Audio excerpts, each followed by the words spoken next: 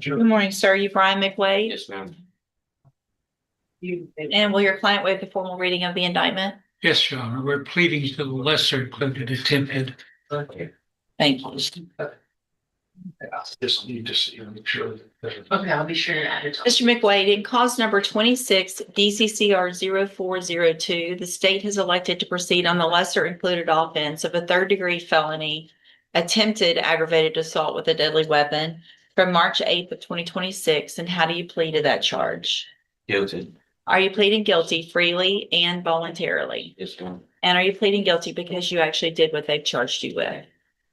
I have here on the tablet some documents that have your signature on them that the state's marked as exhibit number 1.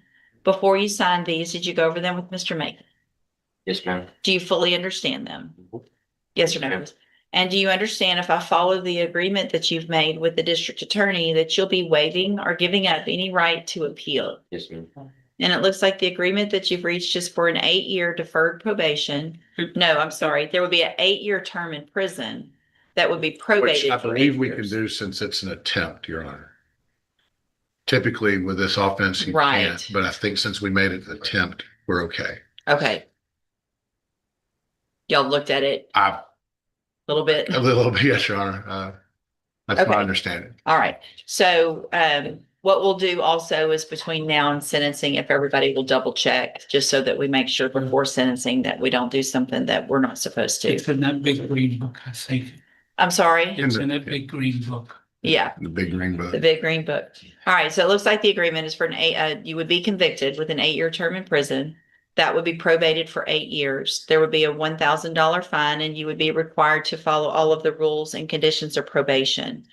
It's checked off restitution center, There is restitution involved, Your Honor. but not the restitution. We don't even have that anymore. We need to change that. We don't have a Saw the word restitution. restitution and check the box. So there's an agreement. I'm going to write that you would pay restitution. Is that correct? In the amount determined between now and sentencing? Yes, Sean. Is that, you understand that as well?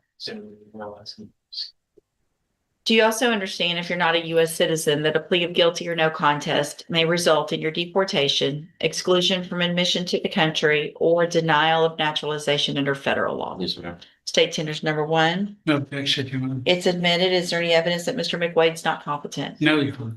All right, sir, I'm going to find that you entered your plea of guilty freely and voluntarily. Find that you're mentally competent and understand the nature and the consequences of your plea. Find sufficient evidence to find you guilty. However, I'm going to reset your case for sentencing so that the probation department can do a pre-sentence report. That'll give me more information about you and your case, and then we'll come back for later for sentencing. That'll also give everyone an opportunity to figure out that restitution amount, and we'll double check that based on what the nature of this offense is, that we can do that convicted probation. I want everybody to double check that as well. So with regard to a bond based on the nature of this plea agreement, Mr. Nichols, what's the state's? Your Honor, he served 150 days in jail. For this case, we don't propose a bond pre-sentencing. So, Mr. McWade, what I'm going to do in your case, based on the nature of your plea agreement, is reduce your bond to $1,000. If you make that bond, there's a couple of things that are very important.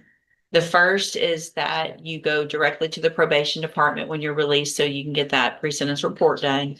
If you don't do that, you run the risk of me not accepting the plea agreement, and things could be worse. Also, if you are arrested for anything between now and when you come back for sentencing, you run the risk of me not accepting the plea agreement. And then the last thing would be, a condition of your bond is that you have absolutely no contact or communication with Simone Mullins. That's obviously communication in person, but it's anyway, you can't send messages through any type of social media or other people or anything like that. If you do, and I find out about it, then your bond will be raised, you'll be back in jail, and I probably won't accept the agreement. All right, any questions? All right, good luck to you, sir. You can go back with the bailiff. We'll see you at sentencing. Thank you, Your Honor. Let's make it. Things that Mr. Ernest has been involved in, as well as what he's doing out at the jail. So y'all want to talk to me about how to change my mind? I don't know that this is going to change your mind, but I meant to object to the part of Officer Jackson's statement as far as any uncharged conduct that happened while he was a juvenile in 2023. I think that it's relevant, and it's information that's important for me to know. If he's had contacts just because he was a juvenile and certain people didn't follow through because he was a juvenile and wanted to give him that opportunity. I don't think he gets to now say, well, I didn't get in trouble, so because somebody was nice and gave him some opportunity back then. Well, then what I would say, Judge, is this is a youthful offender. He's 17 years old. These are his first cases.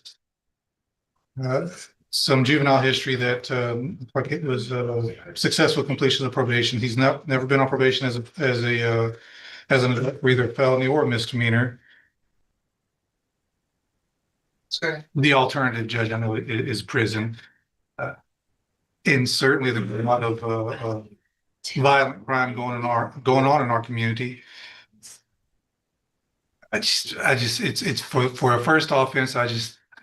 I have a hard time sending people to prison for their first offenses, even though these are serious offenses. Some of them do deserve to go to prison for their first offense, but a 17-year-old first contact as an adult, I would ask the court to consider following the agreement with some sort of, I know the probation recommends MRT. I've also talked with Mr. Ernest about ISF, and he's Here willing. you go. 17. Can't go there. Yeah.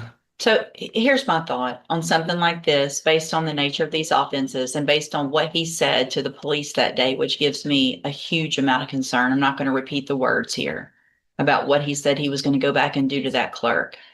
I'm not letting him out on today, not doing it. If a jury wants to do that, I'm not one to throw things on y'all know how I am about my trial docket. I'm not inclined to just throw things on the trial docket, but I think this is one for the community of Jefferson County to decide instead of us, because I'm not going to give them probation. If they choose to do that, then that's going to be up to them. But I don't think this is in any way someone deserving of probation, regardless of his age, at least at this time. If he had been not acting like a fool in jail, maybe I'd decide differently. But he hasn't changed anything. You haven't changed anything. I'm talking like you're not here. You haven't changed anything about your behavior. You're out in our jail, acting like an idiot with the rest of the youthful people out there, doing nothing but giving those people that are going to work every day crap. And if you think that's going to get you somewhere and you're going to get to go home today, now you see what it's going to do. It's not. You're going to get set for trial. And when you come to trial, if you're found guilty of these offenses, a jury's going to get to see all of that information about how you're acting at our jail. So you need to keep that in mind between now and when you come back to trial, because if you're going to be asking a jury to give you probation and you've been acting like this, highly unlikely. All right. So what I'm going to do is I'm going to set it on the trial docket. Mr. Ernest, Mr. Rojas has been appointed to represent you. He's one of the attorneys who handles a lot of cases for me as a court-appointed attorney. With your permission, I can release him and I'll appoint another attorney today who can begin preparation for trial a little quicker. Is that okay with you? My decision. Yep. If you want to keep Mr. Rojas, you can keep him. If you want to get someone else, you can ask for that as well. Okay. All right. So Mr. Rojas will begin preparation for trial. And, there's things, if y'all want to go to a jury for punishment only and accept responsibility, that's an option, but talk to him about that. But I'm not going to do it. All right. Thank you. I appreciate what y'all did. And I don't like getting involved too much in these Well, I negotiations, mean, the but offer was obviously made because of his age. sure. No, I completely understand that. And I know you didn't know probably all the information, Mr. Smith, once it came out in the pre-sentence report about some of the specific facts of the case, as well as some of that history that gives me concern, as well as this jail stuff. So I'm not saying you shouldn't have given the offer. I'm just saying there's a lot of things you probably didn't know as well. So, all right, go back with the bailiff. All right. Christina Rodriguez. This is Miss French. Good morning, ma'am. You're Christina Rodriguez. Good morning. And this is cause number 17-27256. I'm going to take judicial notice of the court's file. Do you have paper there? We're gonna go through the motion Okay. in a second.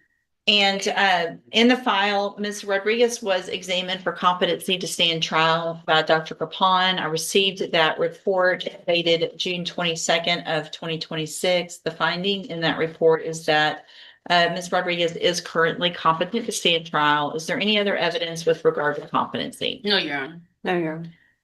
Then at this time, I am going to find Ms. Rodriguez is competent to stand trial. We'll move forward and will she waive the formal reading of the motion? Yes, Your Honor.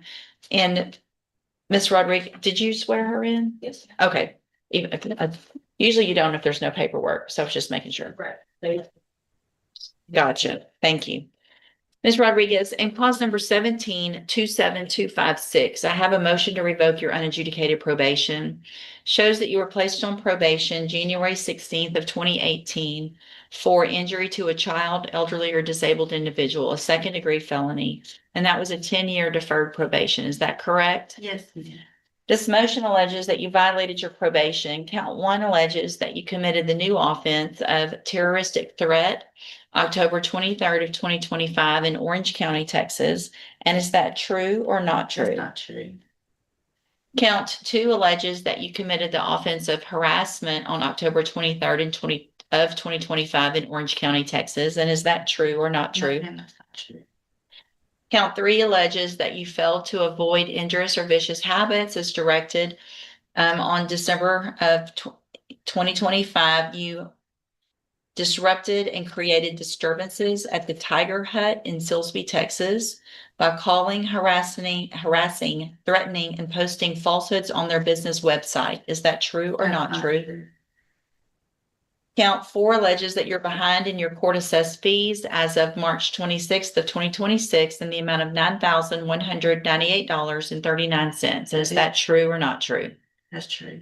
All right, then, did you enter your plea of true to count 1 freely and voluntarily? Count 4 freely and voluntarily. And did you plead true to that count because it's actually true? It's true. Then at this time, I'm going to find count 4 true, find that you entered that plea freely and voluntarily. Reset your case for a sentencing hearing. We'll get an updated pre-sentence report done.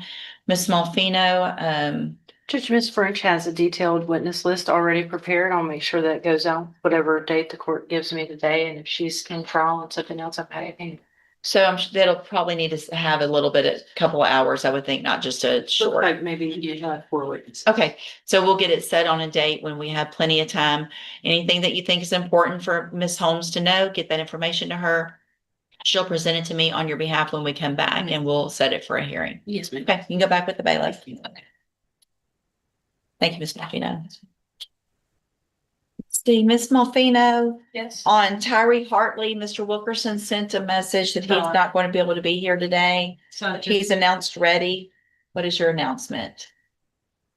I really needed to speak with him this morning about an additional piece of discovery that I think he doesn't realize he's lacking. It's all that stuff we spoke with you a week or so ago about, but from Chamber, it's Oh. 4 agencies involved and Right. need to make sure that I can get back with Wendy today since he's out. I also have 2 of my lead detectives from Beaumont have sent in notice that they're on vacation all that week, but I don't want to announce not ready until maybe I can speak with him and see if he would stipulate to a couple things, but I didn't Okay. represent that I'm ready. Can Gotcha. I be ready if reached maybe Sure. for the time being until I can speak with him? Yes, it Okay.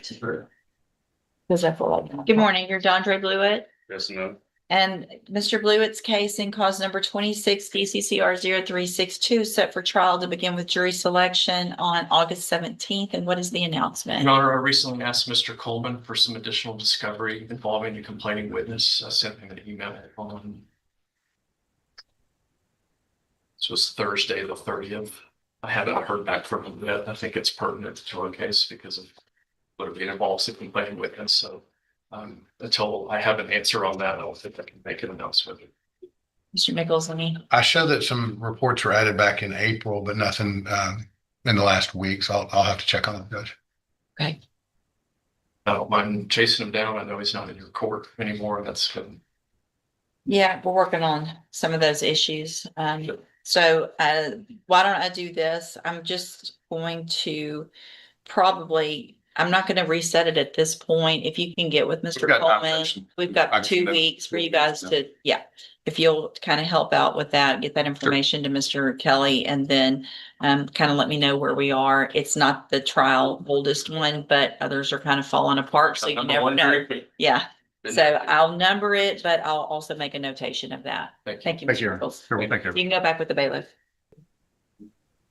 Good morning. Are you Kavon Saunier? Yes, ma'am. And Mr. Saunier's case in cause number 25 DCCR 1530 is set for trial to begin with jury selection Monday, the 17th of August. And what is the announcement? Judge, the state's ready. On the 16th of July, I filed a notice of intent to use business record affidavit. There's about 1,200 pages of medical records that have been added to discovery a few weeks ago. I'll, in candor to the court, we'll have to proceed most likely without the complaining witness. And that's how we're going to be presenting this case. Okay. So we can be ready. Okay. Sounds good. And that was done a few weeks ago. I believe the 16th was when it was filed. Okay. Mr. Burbank? Your Honor, if you would call the 260th court, I do have a trial set. Even not Judge Raquel, it's a murder trial. Okay.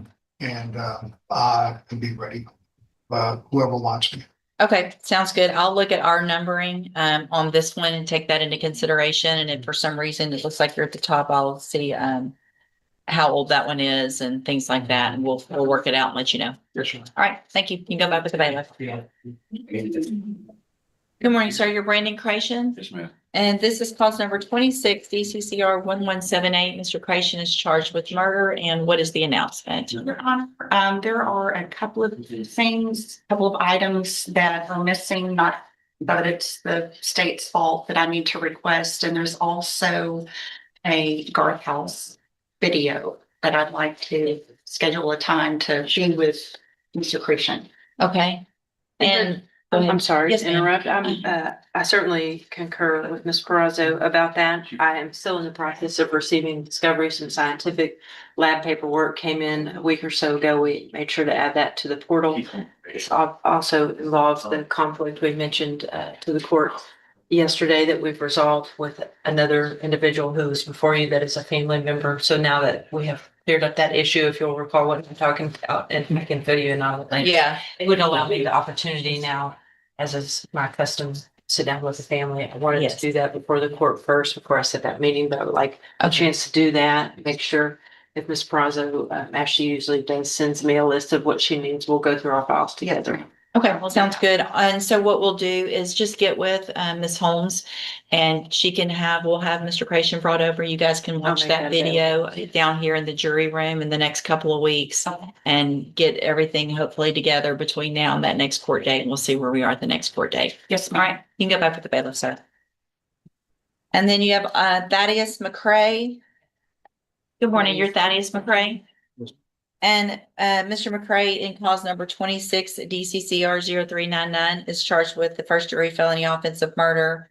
There's also a MTRP that we're carrying along with that. And so what is the announcement on the murder? So, Your Honor, I had requested some additional discovery from the state. They did provide that, but due to other scheduling matters and issues, I have not had an opportunity to review that with Mr. McCray. So if I could just have one more reset so we could. So is there anything else that you guys are waiting on at this point? Not that I'm Thank aware you, of. Judge. Okay. They have produced everything. but I- Perfect. So what we'll do, this will be the last reset. Ms. Perazzo will be out to see you to go over everything that she has received from the district attorney's office, relay whatever offer there is. When we come back, if there's an acceptance of that offer, we'll take care of it. If not, we'll get you placed on the trial docket after that. Yes, Okay? thank you so much. Yes, ma'am. You can go back with the bailiff. Oh, yeah. Good morning. You're Brendan Ernest. And Mr. Ernest was previously in court. Look this way. Pay attention to me. In cause numbers 26 DCCR 0429, 0430, and 0908. Entered pleas of guilty to aggravated robbery, obstruction or retaliation, and robbery. I've received the pre-sentence report. Have y'all both had an opportunity to review that report? We have, Your Honor. Yes, Judge. In addition to that, I've received and reviewed jail incident reports. Have y'all had an opportunity to review those? We have. Yes, Judge. All right, I am not inclined at this time to accept this plea agreement, based on the information of the offenses themselves, as well as the additional information that the detective. Mr. Jones, in cause number 26 DCCR 0842, You're charged with the state jail felony offense of theft with previous theft convictions, and that's from March 13th of 2026. Your indictment alleges that you were previously convicted of theft February 8th of 2012, and then again June 3rd of 2013. And how do you plead to that charge? Yes. Not guilty? Guilty. Guilty. And are those prior convictions true? Yes. Did you enter your plea of guilty and true freely and voluntarily? And did you plead guilty because you actually did what they charged you with? Yes. I have here on the tablet some documents that have your signature on them that the state's marked as exhibit number 1. Before you signed these, did you go over them with Mr. Rojas? Yes. Do you fully understand them? Yes. And do you understand if I follow the agreement that you've made with the district attorney that you'll be waiving or giving up any right to appeal? Yes. Do you also understand if you're not a U.S. citizen that a plea of guilty or no contest may result in your deportation, exclusion from admission to the country, or denial of naturalization under federal law? State tenders number 1. No objection. It's admitted. Is there any evidence that Mr. Jones is not competent? No, Your Honor. All right, sir, I'm going to find that you entered your plea of guilty freely and voluntarily, find those 2 prior convictions true, find sufficient evidence to find you guilty, and at this time find you guilty of the state jail felony offense of theft with previous convictions, sentence you in accordance with your agreement to a term of 6 months in the Jefferson County Jail under Section 1244 of the Penal Code. You will receive credit on that sentence for any time that you've been in custody that the law gives you the right to receive. I'm handing you the trial court certification that shows that this was an agreement that I followed, and so you did waive your right to appeal. I also handed you a written admonishment regarding your ineligibility to possess a firearm or ammunition. Because of the judgment entered against you, you're ineligible under Texas law to possess a firearm or ammunition. Possession of a firearm or ammunition could lead to charges against you. If you have any questions about the laws that make you ineligible to possess a firearm or ammunition, or about how long that lasts, you can talk with Mr. Rojas. Yeah. All right, good luck to you, sir. You can go back with the bailiff. And then you've got Lorenzo Thomas. Lorenzo Thomas. Good morning, sir. Are you Lorenzo Thomas? Yeah. And this is cause number 2240120. And Mr. Thomas is on probation for aggravated assault with a deadly weapon. And there's a motion to revoke that unadjudicated probation. What is the announcement? Judge, it's coming to the attention of the state through Mr. Burrell that the defendant has, in addition to the Jasper County cases alleged in the motion, a new offense of evading detention felony in Harris County. I believe felony, Harris County. There's an active warrant for that now. I can either file a first amended motion to include that now that we have that offense material. We can allow him to go on that warrant, whatever the court wants to do, or go through this motion and see where we are. And I can still add it, but we kind of know where we were, whatever you want me to do. I mean, I guess if it is this going to be the state's position based on all of that for me to revoke Yes, it the will. probation, then I think I need all the information. So first amended would probably be the best way to go. I know getting officers from Harris County might be difficult, but my thought is let's get it filed, Okay. get an offer, get whatever discovery materials you can get on that to Mr. Rojas. If there's an agreement at the next court date, great. If not, so we'll get pleas of true or not true and then set a hearing and see who you can get to come.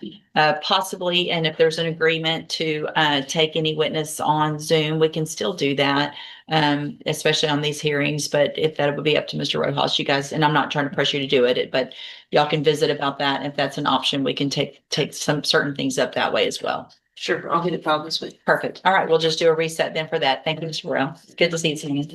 Thank you, Judge. Here is where everything changes. In a probation revocation hearing, the court must determine whether alleged violations have been proven and whether the defendant entered any plea knowingly and voluntarily.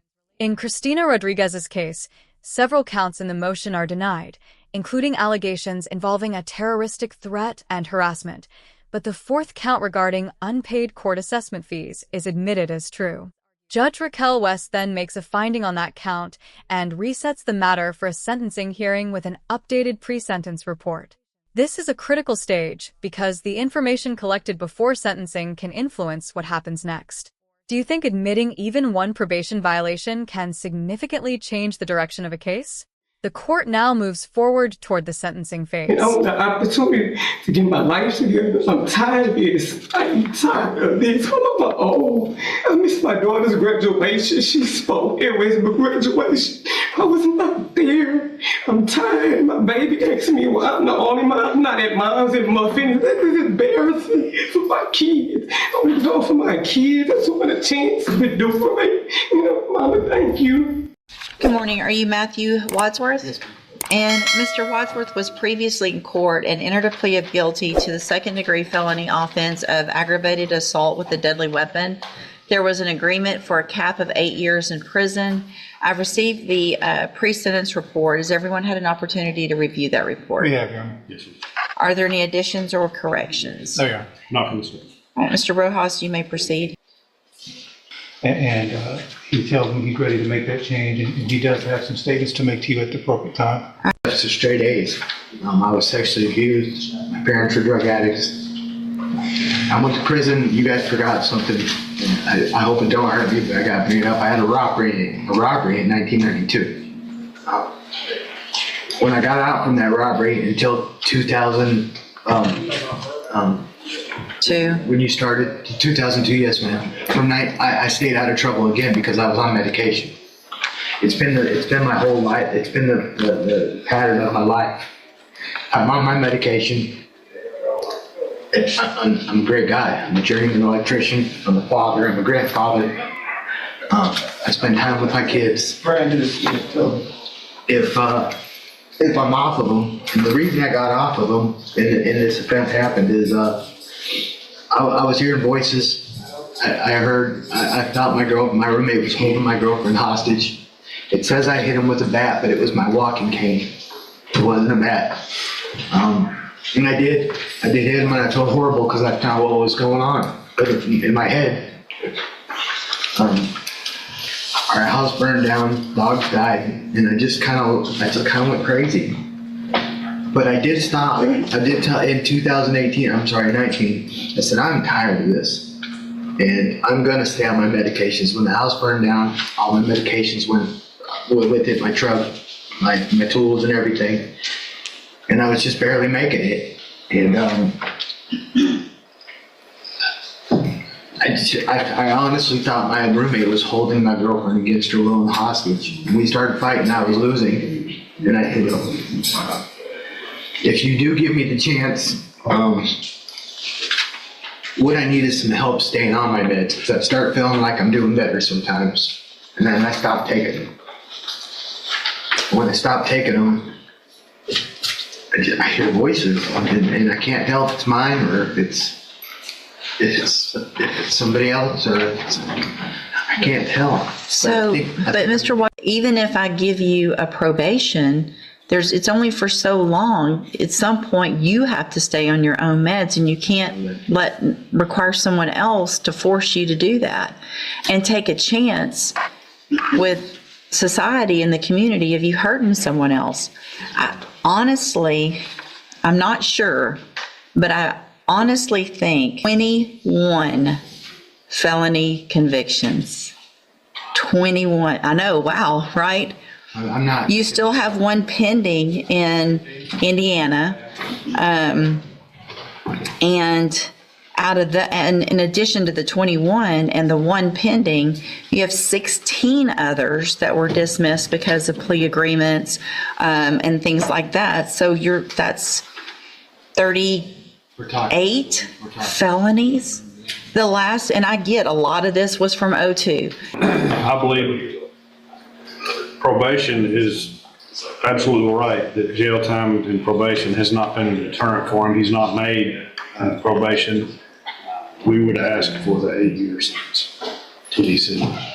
Mr. Wadsworth, again, like I stated before, to Mr. Rojas, the fact that he was able to negotiate for you a cap of 8 years on a second-degree felony with your criminal history, there's part of me today that was considering not even accepting this plea agreement because I think with your criminal history, personally, I think it's ridiculous. I have to understand. So I'm going to find that you entered your plea of guilty freely and voluntarily. I'm going to find that you entered your plea of guilty. I'm going to find sufficient evidence to find you guilty, and at this time find you guilty of aggravated assault with a deadly weapon.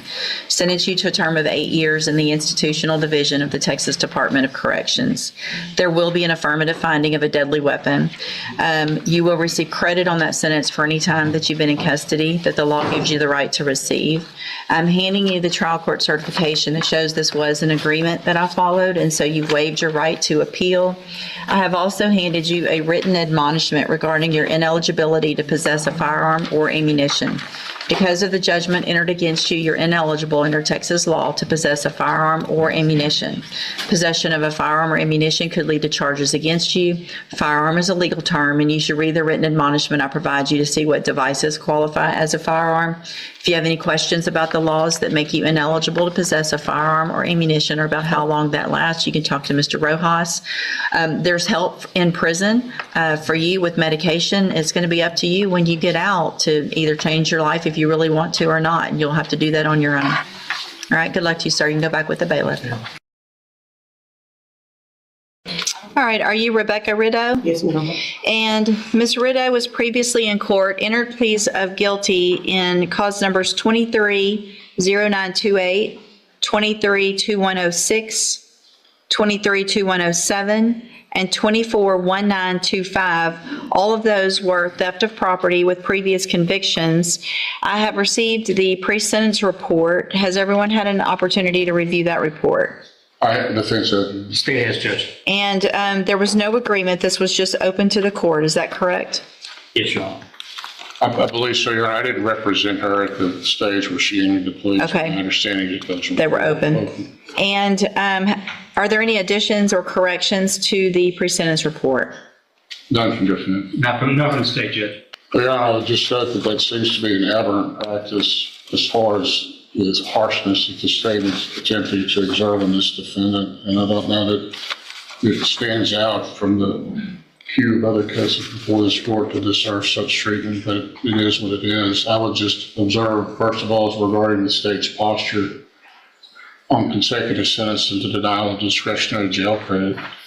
The defense certainly has criminal history, but it's not to such an extent or degree in the circumstances. The individual cases aren't such to the extreme degree that it would warrant accumulation, and certainly the denial of her jail credit is something that is problematic. I don't know exactly which jail credit the state is attempting to deny her, but obviously if she's been in pretrial detention on these cases, it seemed that she would be entitled to that jail credit without much original discharge. And there was notations there as far as the pre-sentence report that would involve some health issues. I believe her to be mentally competent. Now, I, of course, wasn't her attorney when she entered the plea, but I would assume that she has been competent then as well. Although, as I said, she does have mental health history. I think that plays into her present situation with the theft cases that she has. You will note in the pre-sentence report where it's indicated that she was unable to afford the mental health treatment and the pharmacological remedies that are provided through prescriptions, and that she was self-medicating and had turned to theft in an attempt to maintain funds necessary to self-medicate.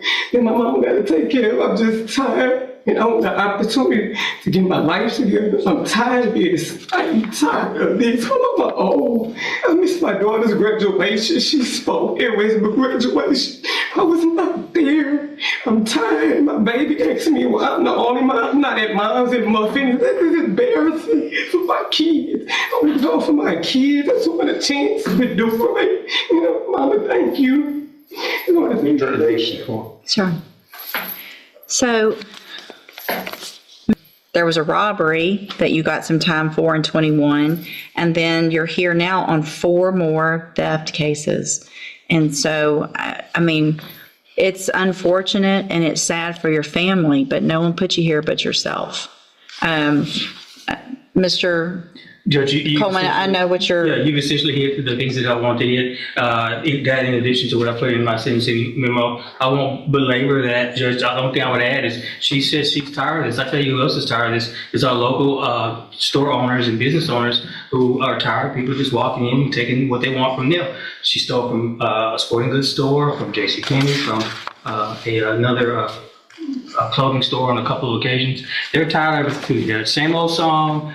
Just different defendant. I apologize. Give me another chance. I've got all these issues. In fact, yeah, I go one step further than the same old song. It's the greatest hits, Judge. It's what you hear time and time again. And I'm sure she said it back, but I can't give the max and do that. that's my understanding. That's your understanding. Yes, that's it in a nutshell, Judge. And I just say this is a case for that to be considered. And I also say this is the appropriate case to accumulate her for her sentence, Judge. She needs, in my opinion, some stronger medicine than what she's received in the past in order to impress upon her the fact that she needs to stop engaging in this kind of behavior, Judge. Thanks, that's all I have.